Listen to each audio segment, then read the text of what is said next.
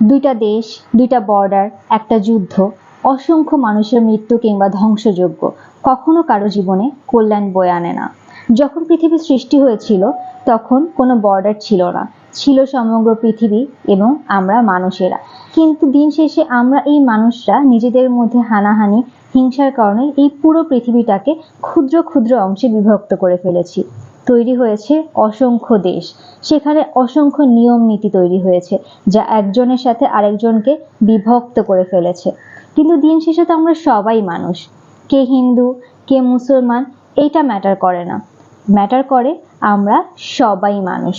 কে হিন্দু কে মুসলমান কে বৌদ্ধ কে খ্রিস্টান কে কালো কে ফর্সা, এটা নিয়ে যখন সৃষ্টিকর্তারই কোনো সমস্যা নেই, সৃষ্টিকর্তাই যখন সবার রিজিকের দায়িত্ব নিয়েছেন এবং সেই দায়িত্ব যখন তিনি নিজেই সুন্দরভাবে পালন করছেন, তখন আমরা মানুষেরা কেন একজন আরেকজনের সাথে পার্থক্য তৈরি করতে গিয়ে নিজেদের মধ্যে হানাহানি করব, যুদ্ধ করব কিংবা ধ্বংসযজ্ঞ করব?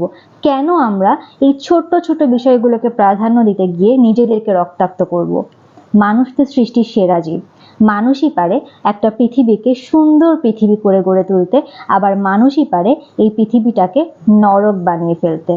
পৃথিবীটা অনেক সুন্দর, আমাদের জীবনটা খুবই ক্ষুদ্র এই সুন্দর পৃথিবীর সমগ্র সৌন্দর্যকে উপভোগ করার জন্য।